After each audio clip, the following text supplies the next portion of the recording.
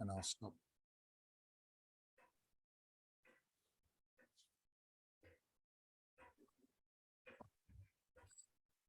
Last bit and I'm going.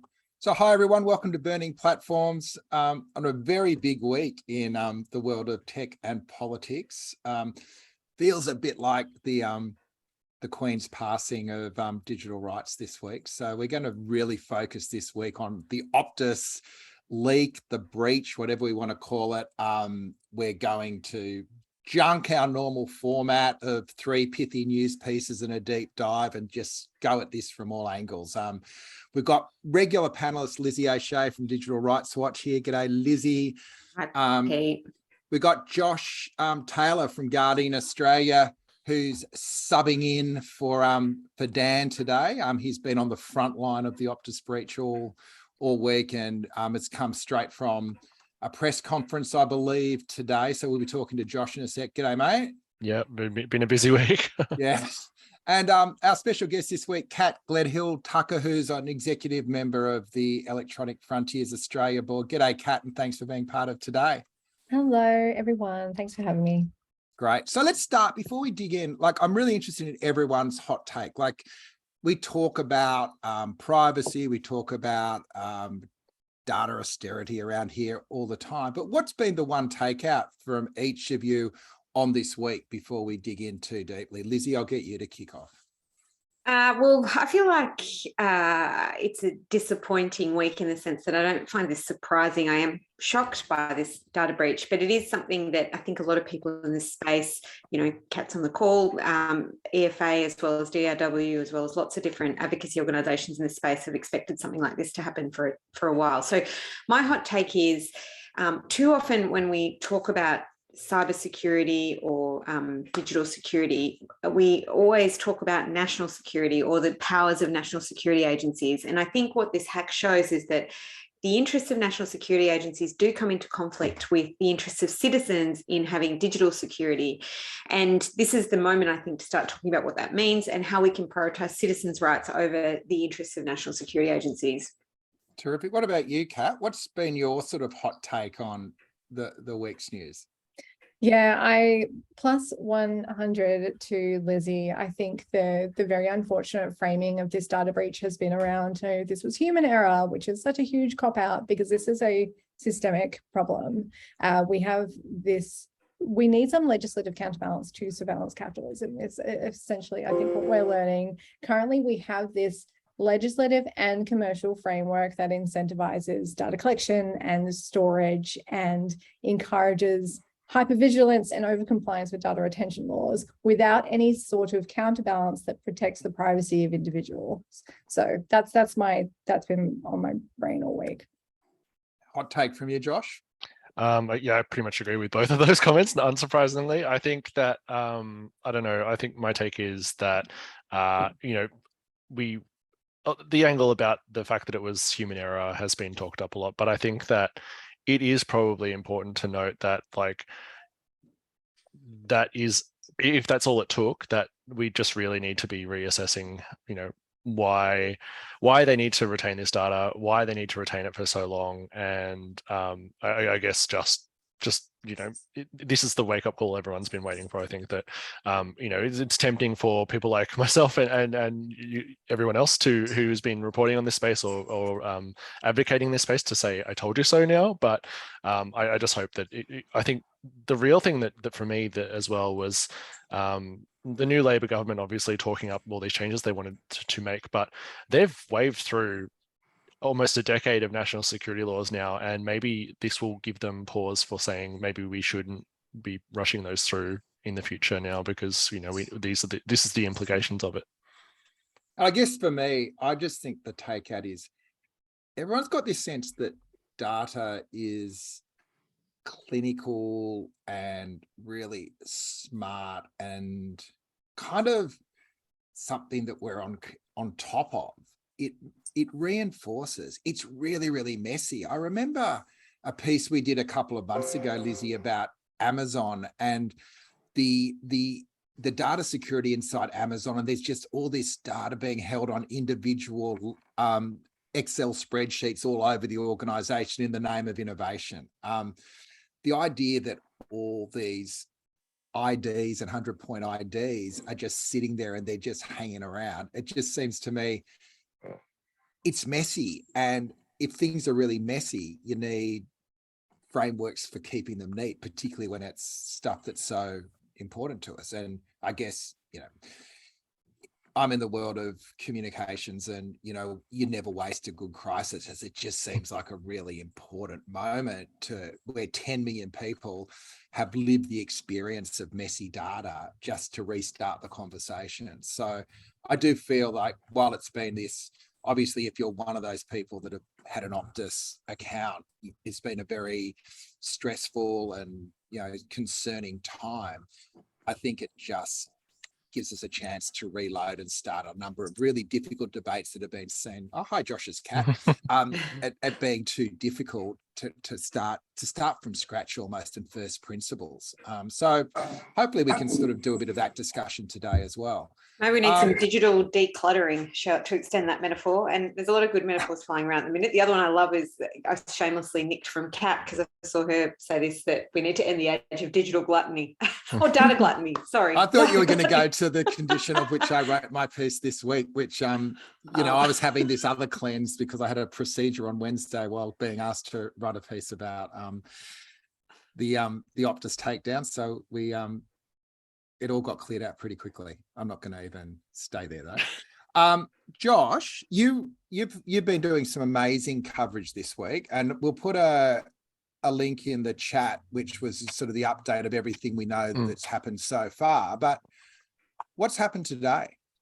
So today, the Australian Federal Police announced the very kindly termed Operation Guardian, which basically means that for those 10,000 people who were in the records that were dropped online on Monday, the state and federal police authorities will be sort of stepping up protection of them. And I guess that probably consists of, although they didn't really go into too much detail, I think it's going to be going through the complete drop and pulling out all those names and seeing what was taken and telling those people what was taken, and then I guess just alerting the financial institutions and passports offices and everything to sort of just be wary of anyone trying to apply for anything in these people's names. And the other thing that happened, the Prime Minister just announced it in National Cabinet about an hour ago that Optus has now agreed to pay for passport replacements. So that's good. It's interesting that had to come from the PM and not from Optus itself. So it's just sort of the continuing run of Optus being really bad at communication on this.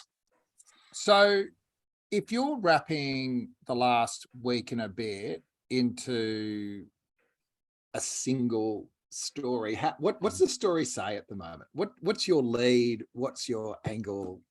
If you're wrapping this into one piece? Well, I think one of my colleagues is working on a sort of a weekend piece, sort of explaining it to the rest of the world, and I think it's something along the lines of, around 40% of the population had their personal information exposed in a breach that was entirely of Optus's making, and holding data that the government required them to for much longer than was reasonably necessary. I think that's basically the sum of it. And do we know yet if this was a highly tuned hostile attack, sophisticated attack, or Keystone Cops? So I mean, the AFP still is refusing to say anything about that. But the way that the Assistant Commissioner Justine Goff was talking this morning lends itself to me thinking that it's basically what's already been reported, that it wasn't a very sophisticated attack. It was an open API that allowed them to extract the data because, a couple of things. I mean, the fact that they've got Operation Guardian in the first place indicates that we can probably just assume now that those 10,000 records did come from the bulk 9.8 million that Optus say have been exposed. The other thing is that she said that the alleged attacker, I think she called it the alleged offender, that was her phrasing, used obfuscation methods to hide their identity. So that basically means that when they were running on the forum, they were hiding themselves. So I think that's probably, that it lends credibility to, this is the person who posted on the forum is the person who obtained the data, and based on their I guess the the weird actions this week in terms of posting the 10,000 and then suddenly backing off and deleting all the posts and stuff like that indicates that this is not really someone who's all that sophisticated. So is people's data safe again now, or we don't know? No. I mean, if you're not in that 10,000 drop, which, you know, unless you actually have access to the file or know someone who has access to the file, people don't know if they're in there or not, which is a major problem, I think. You can probably rest a little bit easier if you're not within that 10,000, but still, you know, we're basically going on the word of some guy or some person who posted on a forum saying that they had deleted the data that they had obtained from Optus, and we have no reason to verify A, they were the person who obtained it in the first place and not just someone who was passed along to, B, that they deleted their only copy of the data, and C, they didn't try and pass it on to anyone else. So yeah, although you know, you might be tempted to be a bit more relieved, I wouldn't be sort of ruling anything out at the moment. I don't know if we've got any Optus users in the chat, but I'd be really interested in anyone's experiences and feelings. I suspect you're a Telstra girl, Lizzie, but maybe I've picked you wrong. No, you're right there. I fortunately am. In my professional life at Maurice Blackburn as a class actions lawyer, I also had carriage when I wasn't on parental leave of a complaint to the Office of the Australian Information Commissioner about Optus from 2019, I think now. So I have been a bit sceptical about some of their information management practices for a while, because I did see firsthand that kind of problem. So, and also the consequences. You know, a lot of people obviously now at risk of potential identity theft, but a lot of people also might have professions where they don't want their identifying information revealed. And, you know, a big part of this as well is a lot of people who use telephone services might be victims of domestic violence and be looking to conceal identifying information about themselves for very good reasons. And these people are just left to deal with this themselves. And it's just, I think the takeaway for me from all the excellent reporting from The Guardian and others this week is really that, you know, Optus has obviously got a terrible public relations team. That's the first point. But also, like, the costs associated with a breach like this are so wide ranging. It's not just the passport office. It's not just, you know, various transport officers who have to issue new licenses or whatever. It's also like banks or lenders who might now need different kind of identifying information or more stringent requirements to loan money, because, you know, they can't be necessarily convinced that just usual 100 points of ID is valid. You know, obviously the diversity of harm experienced by victims, much of which will not be accommodated or dealt with at a meta level. So, you know, the gall of Optus to blame the person who did the hack, and then, you know, the government sort of now making noises about the need to reform the space. Some of it feels a bit like these things we always knew would happen. But I must admit, thinking through the consequences of the harm is a bit more revealing to me. It's just such a devastating, wide-ranging experience, and it's got huge economic impacts as well as, obviously, you know, more rights-based impacts. Yeah. Kat, we haven't introduced you properly, so welcome as a first-time platform burner. Electronic Frontiers is one of the stalwarts of the digital rights movement, so it's great to have you along. What perspective do you bring to the Optus breach? Sure. Yes, thank you for having me, and thank you for bringing along Electronic Frontiers Australia. So I suppose, like, at the top, to introduce our organisation a little bit more, we are a member-based, not-for-profit organisation established in 1994. And we work to ensure that technology makes our lives better and not worse. So we promote the idea that digital rights are human rights, and we're fairly active in making policy submissions, engaging with community outreach and education and all of that. So I think the biggest thing that we bring as an organization to this conversation is that many, many years and decades of policy submissions that we've been making to the effect of, we need a federally enshrined right to privacy. We need to lift the Privacy Act, and we need privacy reforms in this country that allow a individual right to privacy. So this is, I think we've all mentioned at the top of this discussion, this is a very systemic outcome. This is not just a failure of one company, because data breaches happen as well. Like, it's not a case of if a data breach happens, but when, for a lot of companies, and not just tech companies, but anyone who does handle data. I think you need to operate under the assumption that there will be a data breach. So how do you protect people effectively? And how do you prevent the kind of like scope and blast radius of a breach like this? But we do live under a legislative framework that has encouraged data collection and storage without protecting people's privacy, and without encouraging companies to treat data with respect. Josh, reporting on it, I'm interested in your perspective of how much this has been run as a cybersecurity story. So a story about something that's gone wrong, but it's the natural order of things, as opposed to the question of whether this should be the way that companies operate. Well, I can't speak for how others have reported on, but I guess from the Guardian's perspective, at least, we've kind of decided to split it, to triage it a little bit in terms of, like, I tend to focus on the immediate cybersecurity impact and all the, I guess, technical and legal aspects therein.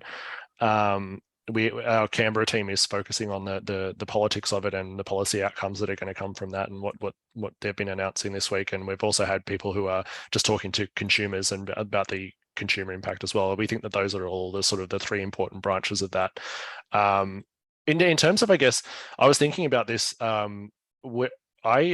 have data breaches come across my inbox all the time in terms of being reported and stuff like that, and the threshold, it's been becoming where the threshold for actually reporting on it now is so high, because there are just so many every single day, that it's only something now of the scale of Optus, where it's literally been the only thing I've covered all week, that makes it such a big news story. So, like, I'm hoping that because of the scale of this, that people do pay more attention to it than they might have in the past. Is this a global outlier? Have we had breaches like this globally? I mean, Equifax is the other one that comes to mind a few years ago. So, which is funny because now Optus is offering Equifax's identity protection. That's probably the biggest one. I can't think of any. I mean, there's been hacks and things like that, like the Sony breach, obviously the Uber one and the Rockstar one a couple of weeks ago. But I don't think I've seen breach of this size. Not to mention that dating site as well, I remember. That's Not true. that I was a subscriber. Well, I mean, the other one that comes to mind for me actually is what happened in Singapore with the hack or the leak that resulted in, I think it was about 1.5 million people's health records. And, obviously that's quite sensitive information. So part of it is scale, part of it is also the sensitivity of the material that's been leaked. I mean, one of the things I think it's really interesting that we've got Kat here actually, because, one of the things I associate with EFA is, a founding time in which there was a lot of optimism about the internet, about a kind of decentralized internet. And what we have seen in recent decades is what Tim Berners-Lee describes as a re-centralized for free centralization. But what he's getting at really is that, the internet began as a form of networking among computers, and in some ways there's a greater protection when that network is more distributed, because there's less honeypots that are full of data that might be an attraction for criminals. But as we're required to put more data into centralized spots, Optus being one, but also digital platforms being the other obvious example, you can see the potential harms that are created by that, not just for our, the potential of the internet, but also for things like this, like leaks. I don't know if that's your view, Kat, but I sort of am on board with Tim Berners-Lee's idea of re-decentralization, because he has this project called Solid, where instead of giving your data to companies to verify your identity, what you do is you'd hold your data and update it as you went along, and companies would come and ask for that. And that's a totally different way of thinking about how we could engage with commerce online and, to restructure it. And maybe that's too big for this discussion, but I think there's some interesting ideas there in thinking about centralization and decentralization. I don't know if you've got a view about that, Kat, whether we can return to that optimism which characterised the time at which EFA was really founded. Yeah, I feel like that optimism has just eroded so much over the last few decades, but you're right. And I often come back to, what does that Berners-Lee vision of the free and open web look like? And is that even compatible with the year of our Lord 2022? So I think what we're getting at is also this concept of like data sovereignty and being able to reframe data, and especially individual and personal data around like this is mine and this is me, and establishing protocols with how that data is shared and who has access to it. It is totally opposite to how the world works now, and would require an enormous systemic change. But I think you're right. Like, I like to think that is how the internet should work. I should be able to say, like, here's my identity, here's everything about me. And if a company would like access to anything about myself, then that needs to be that I need to be the one who owns the nature of that relationship and the nature of that data sharing. But it's totally antithetical to surveillance capitalism. Indeed it is. And, but it does feel like a moment when these conversations can be had again. Lizzie, you and I have been doing a bit of work behind the scenes trying to nudge along the privacy reform agenda in Australia, where people know we're decades behind, where Australians have fewer rights than people in California and people in Europe, a large number of other places in the world. And we've reached out to the new government, and we'd had a bit of a sense it was coming, but it wasn't coming quickly. All of a sudden, it looks like there's going to be legislation before the end of the year. So, Lizzie, what are the opportunities, I guess, also the risks of rapidly moving through the privacy reform process? Yeah, this is a really interesting time for that. It is, of course, extremely timely that the current Privacy Act is under review. So that review was a recommendation of the ACCC when they did their digital platforms inquiry, looking at the power of digital platforms over our lives. And so the ACCC obviously has a focus on consumer rights, on market functionality, more than, say, human rights. And so, me and Digital Rights Watch and many other organisations have tried to bring that focus to some of our advocacy around privacy reform. And, some of the key things that we're looking at is updating things like the definition of personal information. Also probably critically, the complaints process in relation to this breach. At present, you're only permitted to make a complaint as an individual to the Office of the Australian Information Commissioner, notoriously underfunded under the last administration. So just not resource to properly regulate this space. And so the argument is, like lots of other parts of the world, what we should have is a direct right of action to court to be able to seek damages for harm that's suffered. But also, I think what we need is the imposition of penalties in this instance. If you have a workplace right violated, for example, you're entitled to a penalty associated with that. And that's because, the harm may not be manifest immediately in a workplace right violation, but you want to also create a disincentive for breaching those rights.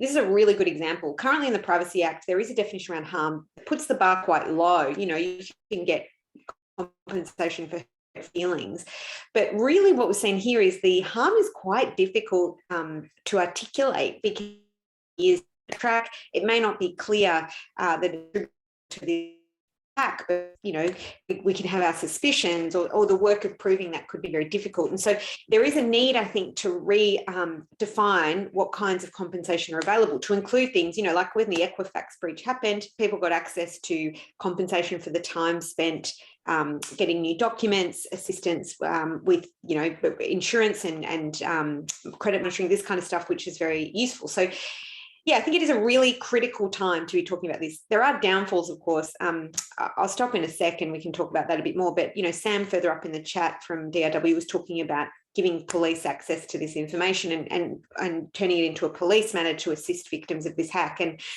I am a bit wary after 20 years of national security legislation that the answer will be more policing rather than, what we were talking about before, greater rights for individuals to hold and protect their data, and a focus on data minimization, decluttering, forcing companies to remove data when they no longer need it. And so, I'm happy to talk about that a bit more now. Yeah, the discussions coming out in the call and response of a crisis with the AG has been interesting. The right to be forgotten, but also a requirement, not even like one of the problems with the right to be forgotten, as we've seen in Europe, is that it still puts all the responsibility back on the consumer/citizen. This seems to be maybe even going further than that and sort of putting concrete requirements on companies just to run data austerity as a default. Now, if we can get in this moment that sort of discussion going, because it's really hard, Josh, you know, as a tech reporter, trying to get a privacy story over the line, even at a publication like The Guardian, can be an absolute challenge. So I'm interested in your thoughts on what the window is to keep the momentum going on these discussions. Yeah, I think we just need to wait and see what the fallout is from this in terms of like, do we see people's like data being abused? And I think that if there's more, if the initial outrage dies down, then that might kind of go away. I think it's all, and this was one of the first stories I did, you know, my first thing when all this happened, I was like, okay, so what did Optus say during the discussions about the changes to the Privacy Act? And of course, they argued against all the stuff that is on the table now, because they said it was too high a cost for doing business. So, you know, it's not totally surprising. I'm not sure if they still stand by that. I imagine that they probably still do, considering they would be facing much more in the way of, I guess, penalties and personal action now than they otherwise would have. But yeah, I'm hopeful that this will sort of spur, I think, you know, at least we'll get the changes announced by the government towards the end of the year. That'll go to a parliamentary committee where no doubt there will be people who make submissions about the impact that this had on their lives, and I think that'll be really important to sort of just frame about that, because I was on ABC Melbourne, I think on Monday or Tuesday, and they were taking calls, and there were people crying about having to, like, being worried about their data being exposed and having to go through this whole process. And it made me step back a bit, because I'm like, I kind of report on this in the abstract a lot of the time, and I never actually sort of get to experience how it goes for every person who might be going through this, because like, it's something I think about all the time for myself as a reporter, but people who may not have been aware that this information was out there and that it could potentially be leaked, it's quite a traumatic thing for them to go through. Not to mention having to apply for new paperwork. That's what really makes you cry. But the other thing that I think might shift here is the current discussion paper looks at, as Lizzie said, definitions. It looks at consent. It looks at a course of action, which is quite a contested idea. I struggle to see a politician that's going to be standing between a course of action for breach of privacy and the public after this. And the other thing that is interesting is the exemptions and the idea of removing exemptions. So currently, media companies, political parties, small business, all have carved themselves out of privacy law. And again, I'm not sure how this plays out, but I think it's going to be harder for any organisation that's holding a lot of personal information to be saying compliance is too costly for us, because now we've seen the cost of lax privacy. So it's going to be interesting. Totally. I mean, isn't it like a fossil fuel company saying, transitioning to a green economy is too costly for us? Like, I just think this is an environmental thing where they can say it's too costly for us, but or they did in these submissions, because they haven't been required to structure their databases, their data information management practices in a way that respect people's rights. So yeah, they've offloaded the cost onto everybody else now. The consequences of that decision. What I would say just quickly is that Sam's in the chat talking about a few different things from Digital Rights Watch. One of the things we're doing is we're having a briefing on this. We had started a letter writing campaign as of Monday to ask the Attorney General to urgently review the Privacy Act, because we do know that it was happening, but it was going to be something that was probably on the agenda next year. It's obviously quite now more urgent than ever, and he's escalating that timetable to his credit. So that letter writing campaign is still going if you want to participate, although it seems to be the most effective letter writing campaign on one region that we've seen. But what I I don't mean to be too glib about it. The other thing we're going to do is have a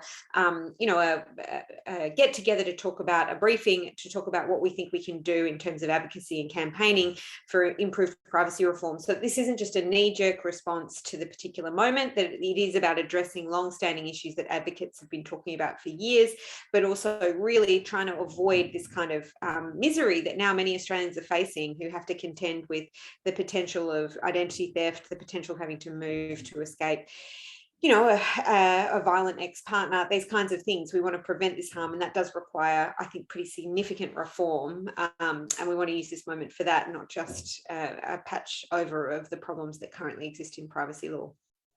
Yeah, Kat, what's Electronic Frontiers Australia cooking up around this space?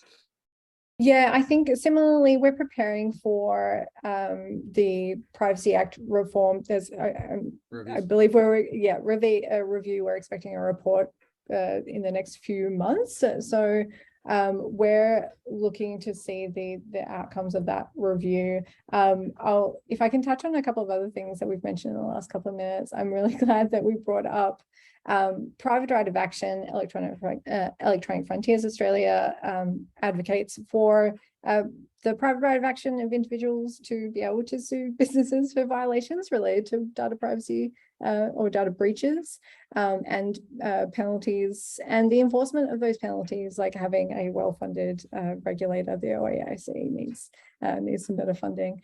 I'm glad that you mentioned as well exemptions, especially for small businesses and political groups or political candidates. Where one of the conversations that's come up during the week, during this Optus data breach week, has been, okay, what's next? What about real estate organizations who do tend to be small businesses who carry a significant amount of very sensitive, very private information? What happens if that's the next data breach that occurs? What then? There is such an enormous risk and harm that does get offloaded to individuals, which is totally unfair. Josh, the one that always freaks me out is the credit rating agencies and the trade in that around the net. And you were speaking before about Equifax, which is in the credit rating game.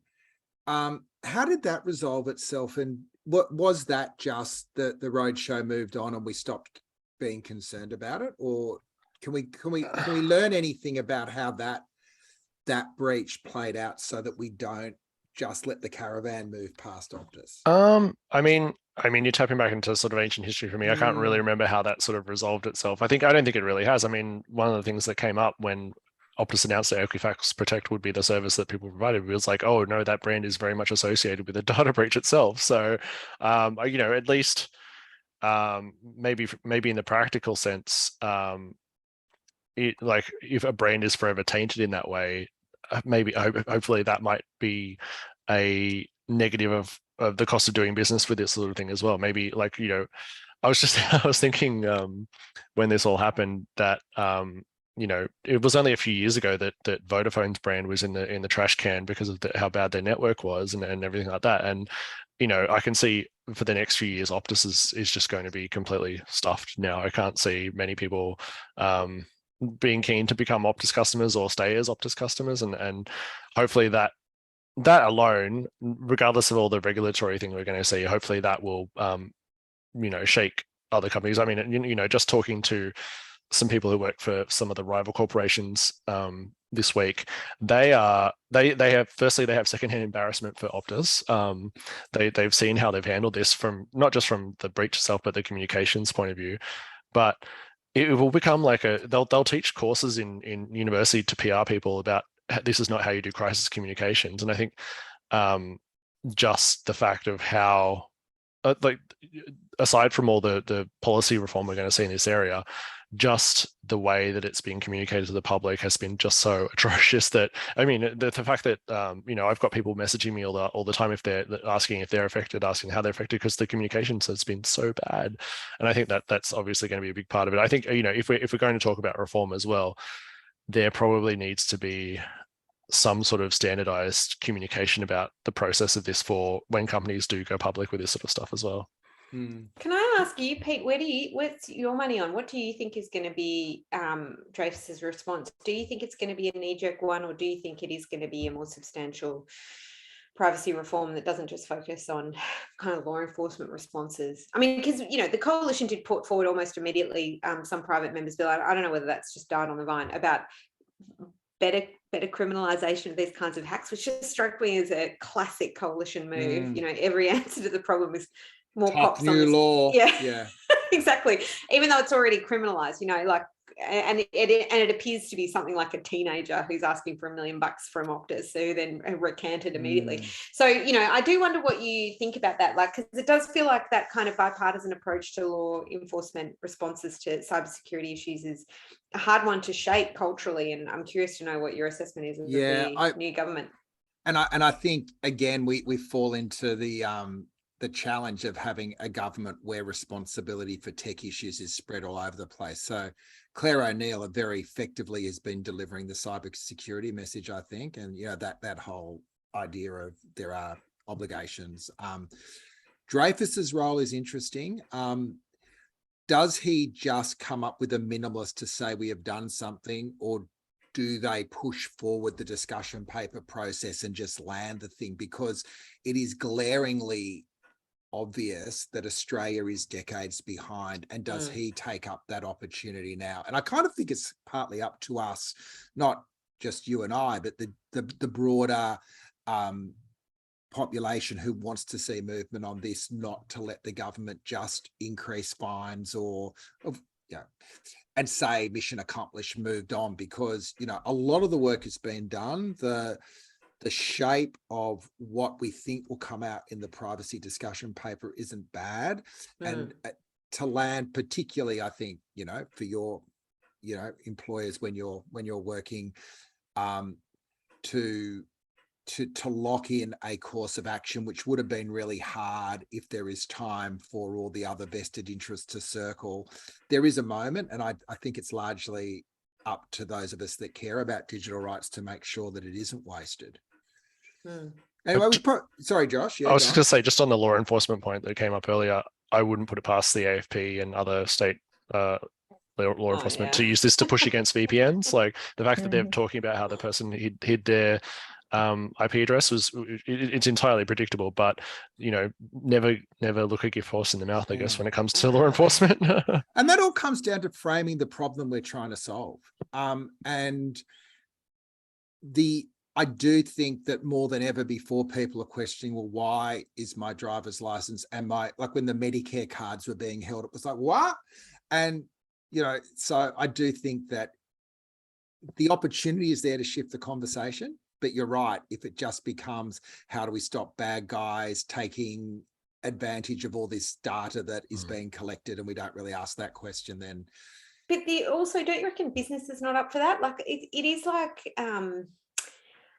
I don't think it's such a paltry solution to the problem that has been exposed by this data breach. You know, the failure of policing of cyber hackers, and sort of any major business knows that this is a risk. I mean, they are all looking at Optus and assuming it can't happen to them. I think a lot of them, and they're now realizing actually this is it's like trying to make sure all the windows are closed in Buckingham Palace or whatever. It's such a massive, sprawling entity, these companies, that you couldn't possibly kind of avoid these things occurring. So it's just then, like you were saying, Kat, it depends on what the impact is of it when it occurs. So I feel like sensible arms of business won't even want that to be the total solution, because it doesn't sound like they also want to be holding all this information. They wanted, you know, some of them at least seem to want an approach of data minimization so that they can minimize the impact of these things when they occur. But isn't this the elephant in the room, that organizations have been convinced by vendors that the more data you collect, you know, data is oil analogy, that the more you collect, you're going to get some value out of it one day. So get as much as you can. So that's vendor driven.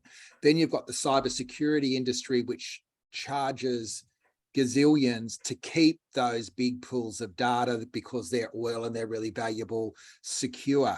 And so there are a whole bunch of vested interests in maintaining a system of data. What's the opposite of austerity? Data maximization. So in a way, data gluttony. Thank you. So but where's the business model in austerity?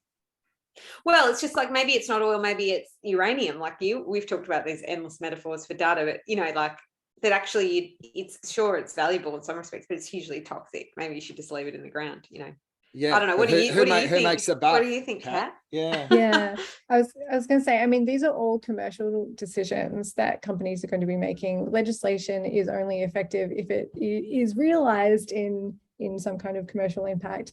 So I think companies are going to be looking at this breach and looking at Optus and quantifying the reputational damage that they're suffering and the financial impact of if they are going to pay for a bunch of passports and cleaning up after this mess, and potential Privacy Act reform that might look like something. I hope that we do get something like the GDPR, where if we were in the EU and Optus were compliant with GDPR, they would see, what is it, something like up 10%. yeah, well, 20 million euros or up to 4% of annual global turnover, whichever's greater, which is a real financial impact. So I think what companies are doing are looking at, okay, what's the risk of something going wrong? What's the cost? Is it worth investing in data minimization practices, in InfoSec and cybersecurity? At the moment in Australia, some companies might be looking at those costs and those impacts and be like, it's worth more for me to hold and store data. So I think that's where we need to see these kind of counterbalances. Some of it's legislation, some of it's just general business practices and how we handle and treat data. But I think at the moment, some companies might be looking at this and being like, you know what, the cost isn't actually that high. I'm not going to change how we work. Yeah, Damien in the chat saying one of his clients this week has begun the conversation. Hey, why are we keeping this? Can we store data or a signature or delete it? Good conversations, good areas. Hey, before we spend the whole hour talking about Optus, the other development I did want to mark this week was our good friend Ed Santo, the former Human Rights Commissioner, who's now working out of UTS with another good friend, Nick Davis, have put out their model law on facial recognition technology. It kind of got lost in the Optus, but the Optus gave it a bit of momentum, so they were everywhere as well. So, good on them. What's interesting with what they're proposing is, rather than blanket principles, it's a harms-based almost spectrum of regulation where, for low impact, there's one set of rules, which is kind of light, for instance, opening your phone with facial recognition technology, to where it's high impact, where it's collecting information, which might infer behavior without your consent. It's totally banned. And the other bit that's really interesting in their proposal is the proposition that when AIs are being developed, there would be an independent body that's going under the bonnet to have a look at how it's working to make those determinations on where on the spectrum it might sit. So from what I can see, that is a bit of world-leading legislation on an area where industries are being built over the collection of biometric personal information. But I'm just interested if you've had a look at it, Kat, and I know, Lizzie, you'll have views on it too, but at least in the, with the sort of ennui of privacy being too hard, this is an issue where there has been public concern, sparked particularly from the Choice investigation, in the way that, Bunnings and other supermarkets had just started filming everyone because they could, and a really smart set of regulatory responses. Yeah, so I'm glad that we've got 14 short minutes to talk about facial recognition technology and biometric surveillance. I have had a little look at the model law. You touched on this a little bit. It's important to, I suppose, distinguish and differentiate between the different types of facial recognition technology, because it's easy to conflate opening my phone with my face with what Bunnings and Kmart and Good Guys have been in the news about via that choice report. So there's one-to-one matching or facial verification. That's me unlocking my phone and saying to my phone, I am the person that my phone is expecting. And then there's facial analysis, where technology is used to analyze facial characteristics, which is somewhat unscientific, I would say. And then there's one-to-N identification, or one-to-many. And this is where software compares a face print of an unknown person with a large database of known faces to determine the identity of that known person.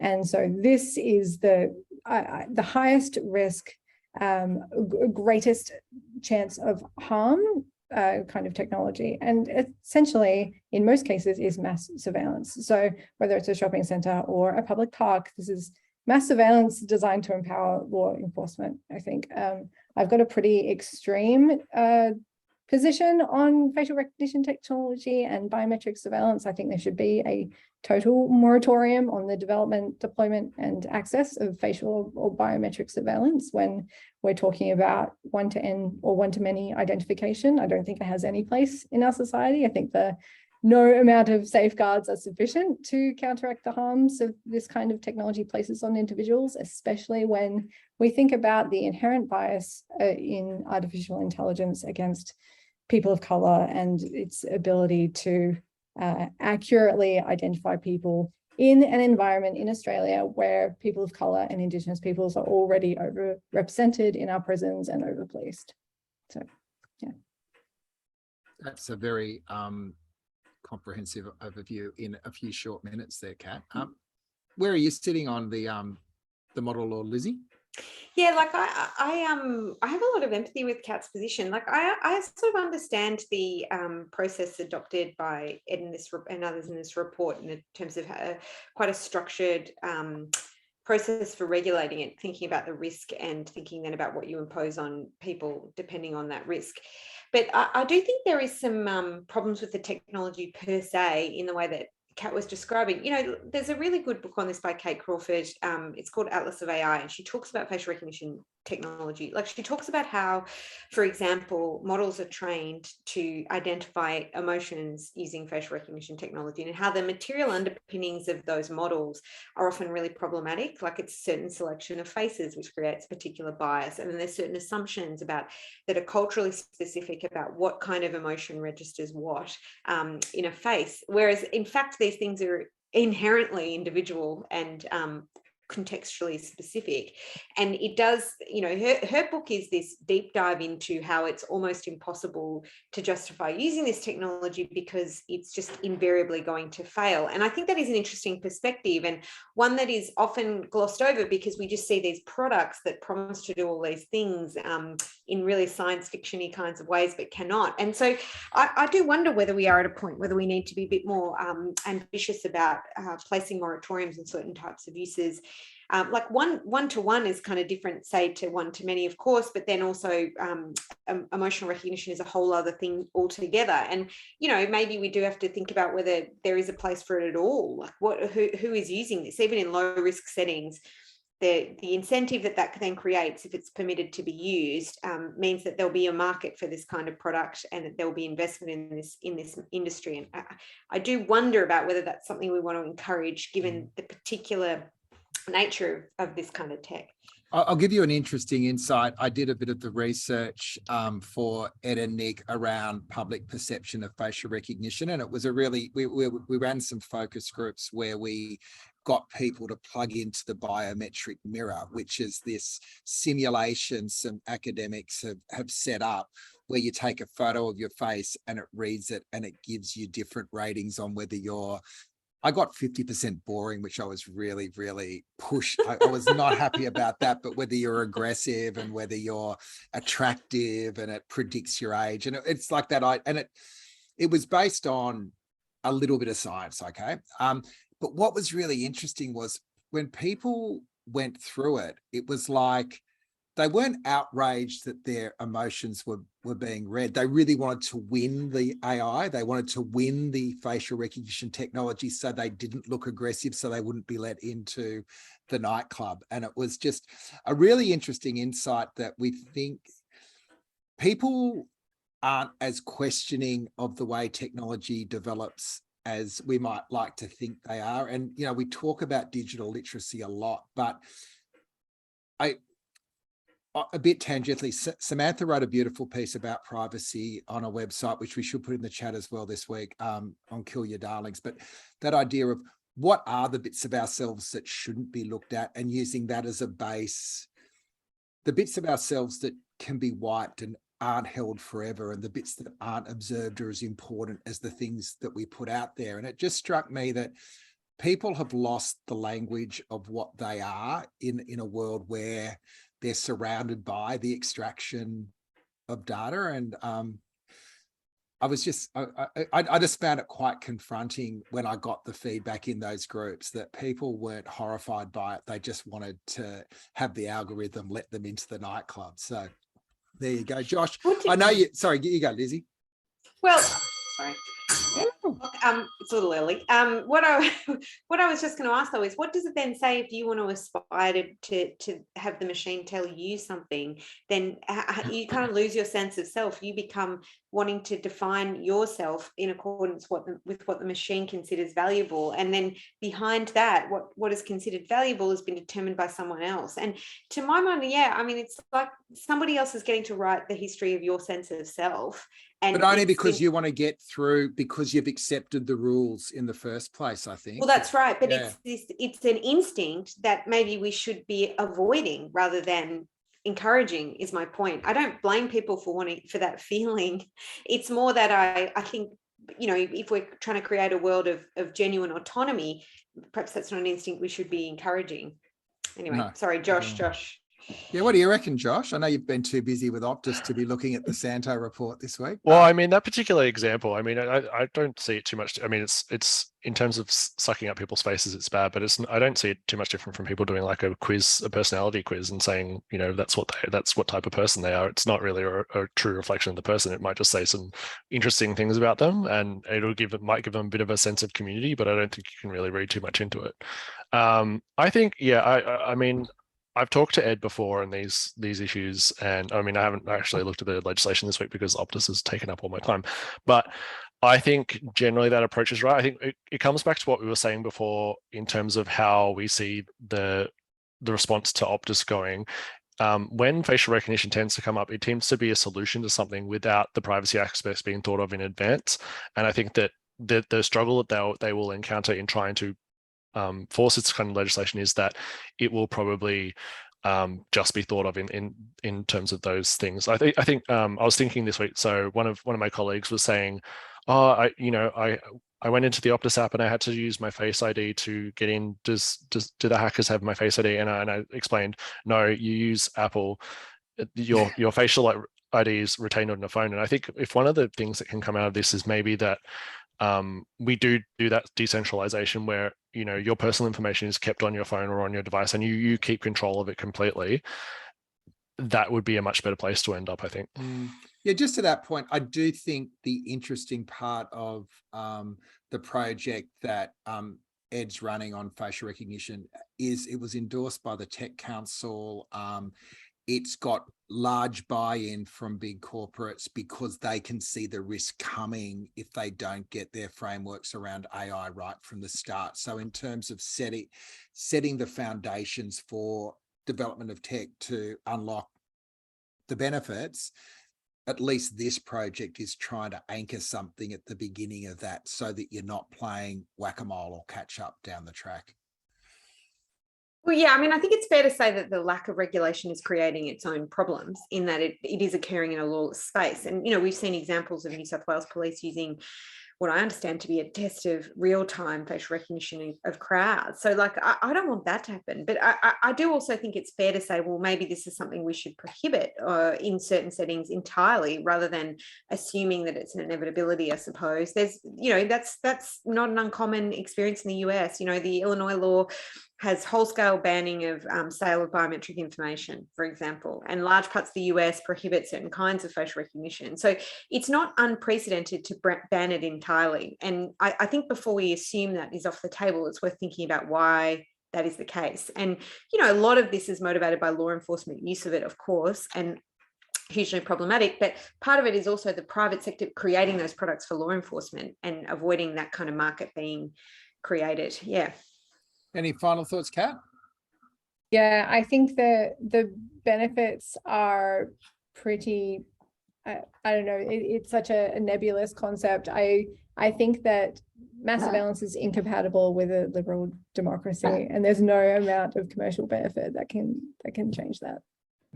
Yeah, the final point I'll make is that I was reflecting this week, if you look at the journey from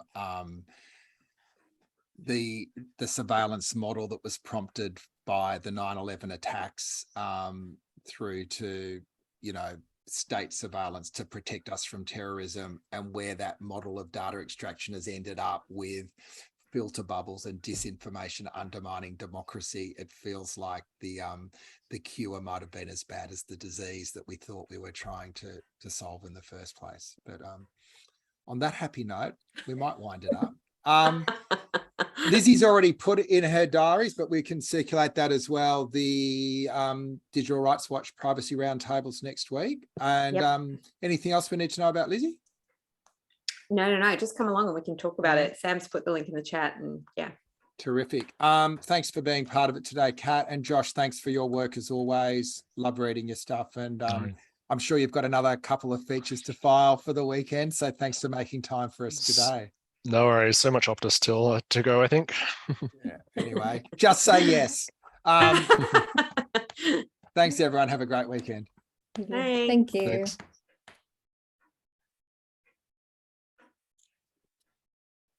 Right.